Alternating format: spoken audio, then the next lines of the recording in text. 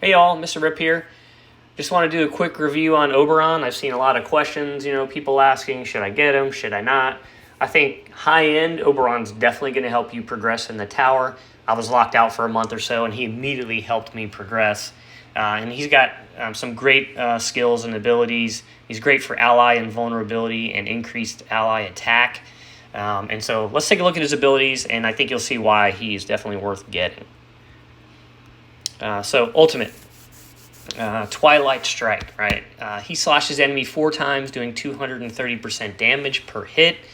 The first hit immobilizes, and then the third hit silences, so that's pretty decent. And then during his attack, he's immune to control effects, and he can't be targeted. So at level 3, he'll add an extra 20% attack damage for those that are in range. So you'll kind of see this as a reoccurring theme where you got to group the enemies to maximize his damage and his benefit. So it's going to be key for him to use heroes like Nefertari, Derwin, Kolgaz, anyone that can group the heroes together. So for an example, a nice combo might be Olgash, because he stuns them all in the same place, right? So Kolgaz and Nefertari will pull them all into the center. Olgaz will stun them. Oberon does a ton of damage to those guys when they're all grouped. And so that might be a good team, and then adding high damage in there. But, you can play around with the teams, and then you can see what works best for you. For his next skill, for Sanctuary, for each enemy around him, again, grouping is key here to maximize his ability. He gains 1 layer of Sanctuary, up to 5 layers. He has a base probability he's going to avoid damage, and then essentially each layer that he gets adds a plus 3% to avoiding the damage. It looks like the final probability or layer for magic is 23%, which is really nice when you think about these high damage critters like Mel or Yelena. For level 2, the layer percentage goes from 3 to 4%. And then for level 3, he avoids damage through when he avoids damage through Sanctuary, he'll gain a 50-point boost of energy, and then that'll increase with higher damage that he takes. It'll go to 100 points. All right, so let's take a look at Insect Sting. So Oberon lunges towards a dense area of enemies. So this is a common theme, right? You got to group them. He deals 150% attack damage and then launches them into the air. That'll increase to 210% at level 3. And then let's look at Celestial Rage. He attacks his 2 furthest enemies, dealing 250% attack damage. Upon hitting the enemy, he will mark the enemy and then pull that enemy a certain distance towards him. So that mark will steal 55 points of energy to Oberon every 2.5 seconds and then remain active until it's recast. So the cool thing here is he attacks the 2 furthest enemies. So what you can do is if you're trying to attack, say maybe there's a Mel in the back line.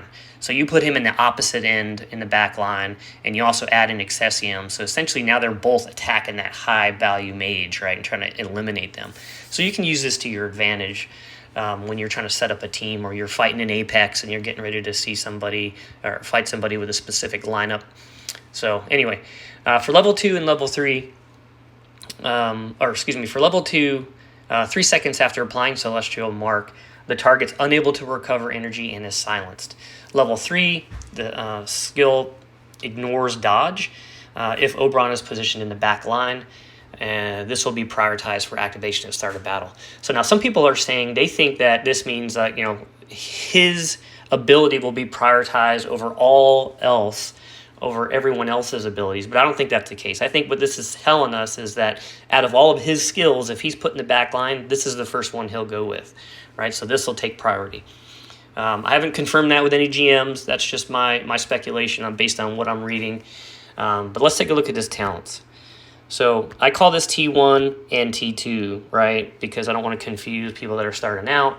But veteran players call this T3 and T9 because it takes 3 soul stones to unlock this and 9 soul stones to unlock this. So an additional 6. So you have 3, 6 more, that gives you 9 total. But anyway, just wanted to, cover that.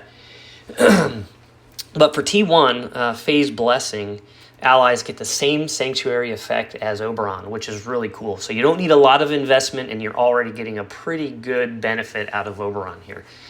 For T2, for each layer of Sanctuary, Oberon on Oberon, it'll increase the attack of allies by 4%. So remember, he can have 5 layers of Sanctuary, so that's 5 times 4%. It's 20% additional attack for all your allies. That's not too shabby.